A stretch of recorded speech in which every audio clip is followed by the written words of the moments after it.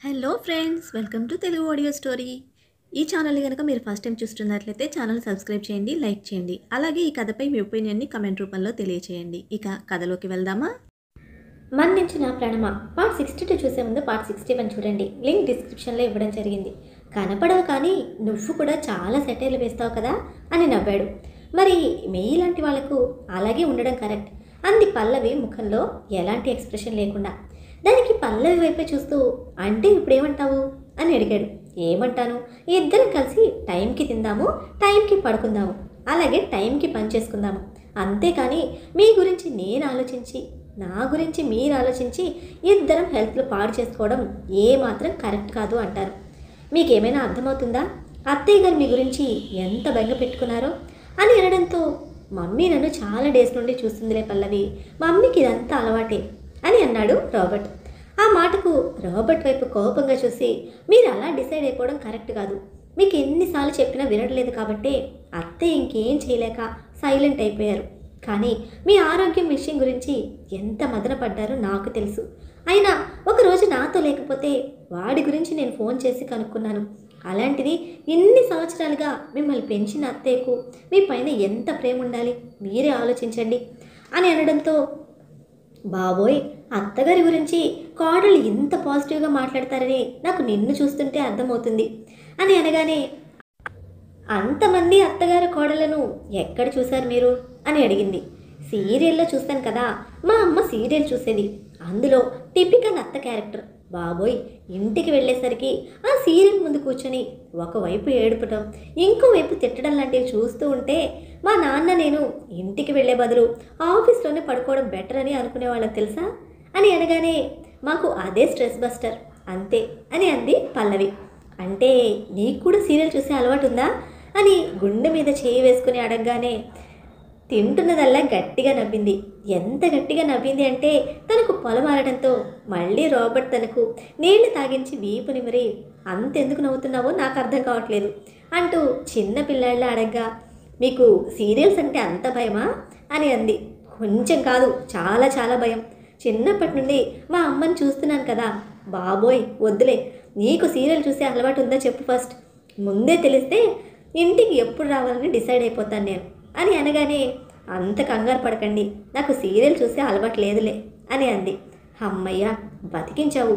నా పెళ్ళాం కావడానికి ఈ ఒక్క క్వాలిటీ సరిపోతుంది, ఇంకేం అవసరం లేదు అని అన్నాడు రాబర్ట్. అలా ఇద్దరు మాట్లాడుకొని రిలాక్స్ అయ్యి మళ్ళీ పని మీద పడిపోయారు. 6 గంటలకు ఫోన్ లిఫ్ట్ చేసి అయ్యో అసలు నేను కాల్ చేస్తాను అన్న విషయం కూడా మర్చిపోయాను, చాలా వర్క్ ఉంది అని అనగానే ఇట్స్ ఓకే, పర్వాలేదు. ఇదిగో ఇప్పటి వరకు చిన్నోడు వాడు ఇద్దరు బాగానే ఆడుకున్నారు, కానీ కాసేపటి నుండే నాకు అమ్మ కావాలి, నేను మా డాడీ దగ్గరికి వెళ్తాను అంటూ ఏడుస్తున్నాడు వాడు. ఒక్కసారి వాడితో మాట్లాడతావా నువ్వు అని అనడంతో హా ఇవ్వు అని అంది. అప్పటికే తన స్పీకర్ ఆన్ చేసి ఫోన్లో మాట్లాడుతూ వర్క్ చేస్తూ ఉండగా పక్కనే ఉన్న రోబర్ట్ కూడా వాళ్ళ కాన్వర్సేషన్ వింటూ ఉన్నాడు. ఫోన్ తీసుకున్న బాబు అమ్మా నువ్వెక్కడున్నావు, ఇంకా ఎంతసేపటికి వస్తావు అని అడగ్గా ఏమైంది నాన్న, భయంగా ఉందా, అత్త వాళ్ళు అక్కడే ఉన్నారు కదా, అనంతో ఆడుకోవచ్చు కదా అని అడిగింది. ఇప్పటి వరకు నేను ఆడుకున్నాను, కానీ నాకు నువ్వు కావాలి, డాడీ కావాలి అని అన్నాడు. ఎందుకో ఈసారి ఆ చిన్న బాబు ఏడుపు గొంతుతో డాడీ కావాలి అన్న పదం రాబర్ట్ మనసును చాలా లోతుగా తాకింది. పని చేస్తున్న వాడల్లా అక్కడే ఆగిపోయాడు. అది గమనించిన పల్లవి నాన్న మేము వస్తాము కాసేపట్లో, నేను వచ్చి నేను తీసుకుని వెళ్తాను సరేనా, మమ్మీకి కాస్త వర్క్ ఉంది నాన్న, నువ్వు భోన్ చేసేసే, అత్త వాళ్ళని సతాయించకు, నేను ఒక 1 అవర్లో బయలుదేరుతాను అని చెప్పగా మీరిద్దరూ త్వరగా రండి ప్లీజ్ అని ఏడవడంతో సరే నేను బయలుదేరుతున్నాను సరేనా, సతాయించకు అంటూ మళ్ళీ ఆరాధ్యతో చాలా పనుంది, ఒక 1 అవర్లో బయలుదేరుతాను, సారీ నీకు ట్రబుల్ ఇస్తున్నందుకు అని అనగానే అంత లేదు, వాడేదో నీతో మాట్లాడితే కన్విన్స్ అవుతాడని మాట్లాడమన్నాను, నువ్వు 1 అవర్ కాదు ఇంకో 1 డే తర్వాత వచ్చినా నాకేం ప్రాబ్లం లేదు, నేను అన్నీ చూసుకోగలను అని ఫోన్ పెట్టేసింది ఆరాధ్య. అలా ఆరాధ్య ఫోన్ పెట్టగానే మళ్ళీ పనిలో పడిపోతున్న పల్లవిని చూసి మన ఇద్దరం వెళ్దాం పదా, మిగతా పని కావాలంటే ఇంటికి వెళ్ళిన తర్వాత చేద్దాం అని అన్నాడు రాబర్ట్. అయ్యో కాసేపు వర్క్ చేస్తే ఈ వర్క్ అంతా కంప్లీట్ అయిపోతుంది కదా అని పల్లవి అనడంతో ఇట్స్ ఓకే, వెళ్దాం పదా అంటూ తన ల్యాప్టాప్ సర్దుకొని పల్లవిని కూడా ల్యాప్టాప్ క్లోజ్ చేసేదాకా వెయిట్ చేసి ఇద్దరు కలిసి ఆరాధ్య వాళ్ళ ఇంటికి చేరుకున్నారు. సరిగ్గా హాఫ్ అన్ అవర్లో చేరుకున్నాక నేను ఇక్కడే ఉంటాను, నువ్వు వెళ్ళి వాడిని తీసుకురా పో అని అనడంతో అలాగే అంటూ లోపలికి వెళ్ళి 5 నిమిషాలుండి బయటకు రాగానే కారులో నుండి రాబర్ట్ని చూసిన పల్లవి కొడుకు పరుగు పరుగున రాబర్ట్ దగ్గరికి వెళ్తూ ఉంటే కారులో నుండి బయటకు వచ్చేసి బాబుని గట్టిగా హత్తుకుంటూ డాడీని మిస్ అయ్యావా నాన్న అని అడగ్గా అవును డాడీ చాలా మిస్ అయ్యాను అని చెప్పడంతో I love you so much, ఇకపై నిన్ను డాడీ లేకుండా ఎక్కడికి పంపించను సరేనా అని అన్నాడు. అస్సలు రాబర్ట్ అలా ఎమోషనల్ అవ్వడం ఏమాత్రం అర్థం కాని పల్లవి వాళ్ళిద్దరినీ అలానే ఆశ్చర్యంగా చూస్తూ ఉంది.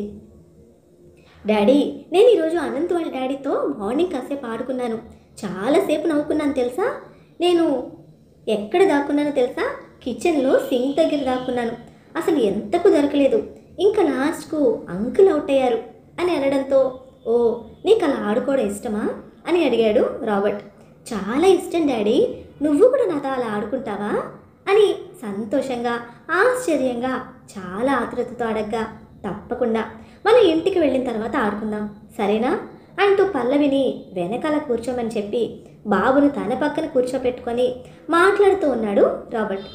అలా కాసేపు మాట్లాడిన తర్వాత ఐస్ క్రీమ్ తిందామా నాన్న అని అడగ్గా తింటాను డాడీ అని సంతోషంగా చెప్పి వెనకాల ఉన్న తల్లిని భయంగా చూడగా పల్లవి తన కొడుకును కొట్టేలా చూడడంతో వద్దులేండి డాడీ, నేను ఆల్రెడీ తిన్నాను, ఇప్పుడు మళ్ళీ ఐస్ క్రీమ్ తింటే నాకు కోల్డ్ వస్తోంది అని తల వంచుకొని చెప్పాడు బాబు.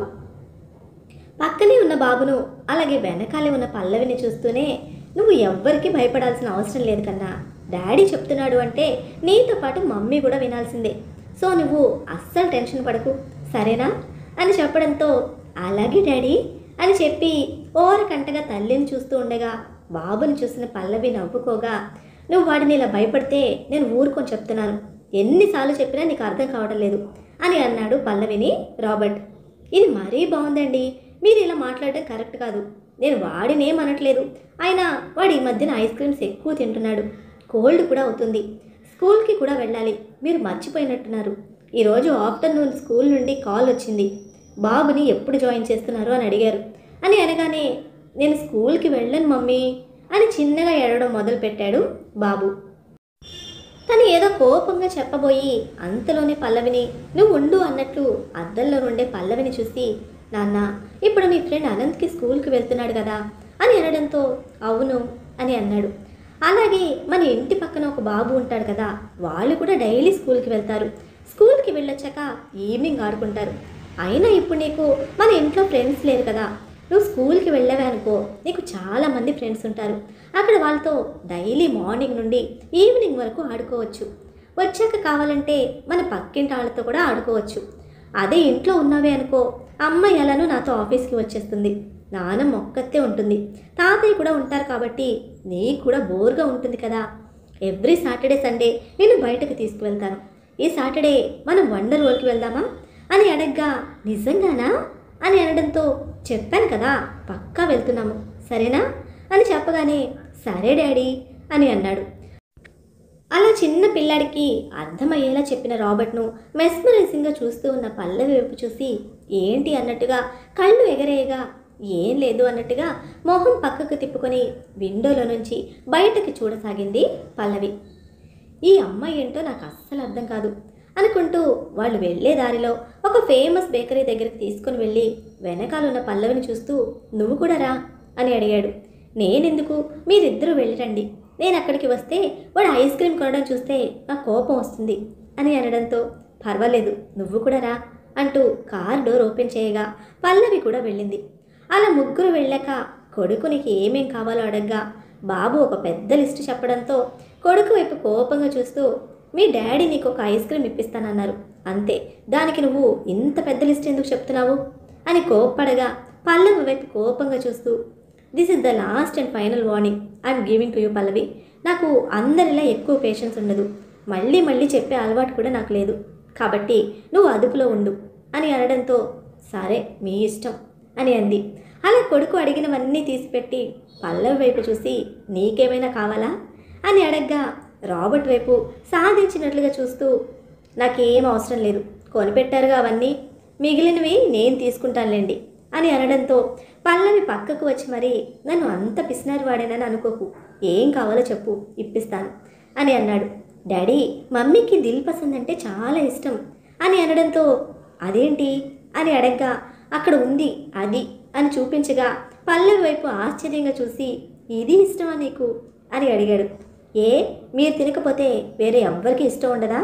అయినా మీకు ఇవన్నీ ఎందుకు ఇష్టం ఉంటాయి లేండి, హాట్ ఇష్టం ఉంటుంది కదా అని అనడంతో, మేడం నీకు ఏది ఇష్టం ఉందో అది తీసుకో, అంతేగాని నన్ను ఇన్వాల్వ్ చేయకు అంటూ పల్లవి కోసం తీసుకొని, అలాగే తనకి ఇష్టమైన స్వీట్ కూడా తీసుకొని, తనకి ఏం కావాలో తీసుకొని బిల్ కట్టేసి బయటకు వచ్చేశారు. అలా వాళ్ళు ఇంటికి వెళ్ళే వరకు రాబర్ట్ బాబు ఇద్దరూ ఏదో ఒకటి మాట్లాడుతూ ఉంటూనే ఉన్నారు. వాళ్ళు ఇంటికి చేరుకోవడంతోనే కార్ దిగుతూ, డాడీ మనం ఎప్పుడు ఆడుకుందాం మరి అని అడగ్గా, కన్నా డాడీ ఇప్పటి వరకు ఆఫీస్లోనే ఉన్నారు కదా, చాలా టైర్డ్ అయిపోయారు, రేపు ఆడుకోవడానికి వస్తారులే అని పల్లవి చెప్పడంతో బాధగా, సరే డాడీ అని ముద్దుగా అన్నాడు. తల్లికి కాకుండా తండ్రికి సమాధానం చెప్పిన ఆ పసివాడి ప్రేమకు, ఆ మాటలకే పొంగిపోయిన రాబర్ట్, కన్నా మనం ముందే వచ్చేసాం కదా ఇంటికి, ఫ్రెష్ అప్ అయ్యాక మనం డిన్నర్ చేశాక చాలాసేపు ఆడుకుందాం, కానీ ఒక్క రూల్, మరి మనం పడుకున్నాక నువ్వు వెంటనే బజ్జోవాలి, రేపు స్కూల్కి వెళ్ళాలి, వెళ్తావు కదా అని అనడంతో, వెళ్తాను అని చెప్పగా, సరే మరి ముందుగా మనం ఫ్రెష్ అప్ అవుదాం పదా అంటూ కొడుకుని ఎత్తుకొని ఇంట్లోకి తీసుకుని వెళ్ళగా, అస్సలు సమయం కాని సమయంలో వచ్చిన వాళ్ళని చూసి, ఏమైంది ఇప్పుడే వచ్చేసారు ఇంటికి అని అడిగారు రాబర్ట్ వాళ్ళ అమ్మగారు. ఏమీ లేదు, ఇదిగో వీడు అక్కడ ఏడుస్తున్నాడు, మమ్మీ దగ్గరికి వెళ్తాను అని ఏడుస్తున్నాడని కాల్ వస్తే మేము వెళ్ళి వాడిని తీసుకువచ్చేసాము, వర్క్ కూడా రేపు చేసుకోవచ్చు అని అనడంతో, నువ్వేనేరా పనిని పక్కన పెట్టి ఇలా చేస్తుంది, బాబోయ్ నీకు ఏ దెయ్యం భూతం పోనలేదు కదా అని ఆశ్చర్యంగా అడిగారు రాబర్ట్ వాళ్ళ అమ్మగారు. తల్లి తనని ఏడిపిస్తుంది అని అర్థమయ్యి, శత్రువులు ఎక్కడ ఉండరు, ఇదిగో ఇలా తల్లిదండ్రుల రూపంలో మన ఇంట్లోనే ఉంటారు అని అనుకుంటూ తన కొడుకుని తీసుకొని తన గదిలోకి వెళ్తూ పల్లవిని చూసి, వాడికి డ్రెస్ చూసి పెడుదూరా అని చెప్పి వెళ్ళిపోయాడు. అత్తగారి మాటల్లోని అంతర్యం అర్థం చేసుకున్న పల్లవి, అత్తగారు తప్పుగా అనుకున్నారేమో అని అనుకొని, నేను అప్పటికి చెప్తూనే ఉన్నాను అత్తయ్య, తర్వాత వెళ్దామని, ఆయనే వినలేదు అని చెప్పడంతో, అయ్యో తల్లి, నేను ఏదో జోక్గా అన్నాను, వాడిని ఏడిపించే అవకాశం నాకు ఎప్పుడో ఒకసారి వస్తుంది, నీకు తెలియదు, వాడు చిన్నప్పుడు నన్ను ఎంతలా ఏడిపించేవాడో తెలుసా, ఎంత హ్యాపీగా ఉండేవాడు, ఒకసారి వయసుకు వచ్చాక వాడిలోనే సంతోషమే మాయమైపోయింది, ఎప్పుడు చూడు ఆఫీస్ వర్క్ అంటూ సీరియస్గా ఉండేవాడు, లేనిపోని వాటి గురించి ఆలోచించి జీవితంలో ఉన్న ప్రశాంతతను పోగొట్టుకున్నాడు, ఇదిగో మళ్ళీ ఇప్పుడు మీరిద్దరూ వచ్చాక వాడి మొహంలో నేను అసలైన సంతోషాన్ని చూస్తున్నాను, ఇలాగే సంతోషంగా ఉండండి అంటూ తల నిమురుతూ, అలాగే అత్తయ్య అంటూ తనను తీసుకుని వచ్చిన స్వీట్ బాక్స్ ఇస్తూ బాబు కోసం తీసుకున్న బ్యాగ్ని, అలానే రాబర్ట్ కోసం తీసుకున్న స్నాక్స్ను లోపలికి తీసుకుని వెళ్ళగా, అప్పటికే బాత్రూంలోకి వెళ్ళిపోయారు తండ్రి కొడుకులు. ఒక కంప్లీట్ ఫ్యామిలీ పర్సన్గా మారిపోయిన కొడుకును చూస్తున్న ఆవిడకైతే మనసంతా ఉప్పొంగిపోగా, దేవుడా నా కొడుకును ఇలానే చల్లగా చూడు, ఆ బాబు పైన చూపిస్తున్న ప్రేమను అలానే ఉంచు, వాడు నా కొడుకుకు పుట్టకపోయినా పర్వాలేదు, కానీ ఆ బాబు మీద ప్రేమ వల్ల నా కొడుకు ఇదిగో ఇలా సంతోషంగా ఉంటే నాకు అదే చాలు అని మనసులో వేల వేల దేవుళ్ళని తలుచుకున్నారు ఆవిడ. అలా ముందుగా ఫ్రెష్ అప్ అయ్యాక భోజనం చేసి తండ్రి కొడుకులు ఇద్దరూ చాలాసేపు ఆడుకోగా, వాళ్ళని చూస్తున్న రాబర్ట్ వాళ్ళ అమ్మ నాన్న ఇద్దరు కొడుకు చిన్నతనం గురించి తలచుకొని తెగ సంబరపడిపోయారు. మమ్మీ ఇప్పుడు నువ్వు కూడా ఆడాలి మాతో అని బాబు పల్లవితో అనడంతో ఇంకా తప్పక పల్లవి కూడా వాళ్ళతో కలిసిపోయి ఆడడం మొదలుపెట్టింది. అలా 2 గేమ్స్ అయిపోయిన తర్వాత బాబు దొంగగా రాగా అనుకోకుండా రాబర్ట్ పల్లవి ఇద్దరు ఒకే చోట బెడ్రూమ్ డోర్ వెనకాల దాక్కున్నారు. ఇద్దరు అనుకోకుండా ఒకటే చోటుకు వెళ్ళడంతో అక్కడ ఇరుగ్గా ఉండగా పల్లవి అక్కడి నుండి వెళ్ళబోతూ ఉంటే, మమ్మీ నా కౌంటింగ్ అయిపోయింది, నేను వచ్చేస్తున్నాను అని బాబు చెప్పడంతో ఇంకేం చేయలేక అక్కడే సందులో ఉండిపోయింది.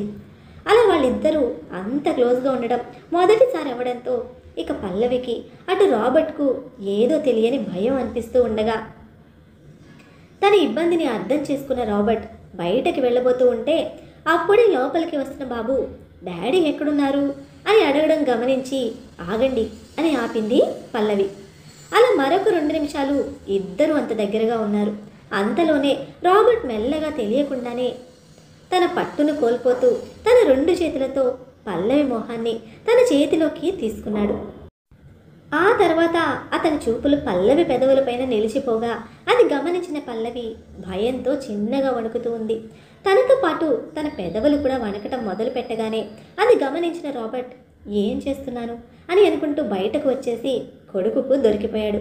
అప్పటి వరకు ఊపిరి బిగబట్టుకుని ఉన్న పల్లవి ఇంకాసేపు మౌనంగా అక్కడే నిల్చొనుండగా తనను అర్థం చేసుకున్న రాబర్ట్ మీ మమ్మీ ఎక్కడుందో చెప్తాను అంటూ పల్లవి కూడా దొరికేలా చేసి ఇంకా చాలు నాన్న రేపు ఆడుకుందాం అంటూ మాటలు కలిపి మెల్లగా వాడిని పడుకులేలా చేశాక మళ్ళీ ల్యాప్టాప్ ముందు కూర్చోగా అప్పటి వరకు సైలెంట్గా ఉన్న పల్లవి అప్పుడు మాట్లాడుతూ నేను కూడా హెల్ప్ చేయనా అని అడిగింది. ఇంకా అడగాల అని అనడంతో మళ్ళీ ఇద్దరు కూర్చొని పని చేసుకోవడం మొదలుపెట్టారు. అలా 10 వరకు ఇద్దరు పని చేసుకోవడం పూర్తయిపోయింది. మరి రాబర్ట్ పల్లవి దగ్గరయ్యి వాళ్ళు భార్యాభర్తలుగా వాళ్ళ లైఫ్ని మొదలు పెట్టేది ఎప్పుడు తెలుసుకోవాలనుకుంటే నెక్స్ట్ ఎపిసోడ్ని ఫాలో చేయండి. అలానే ఈ ఎపిసోడ్ని లైక్ చేయడం మాత్రం మర్చిపోకండి. Bye friends.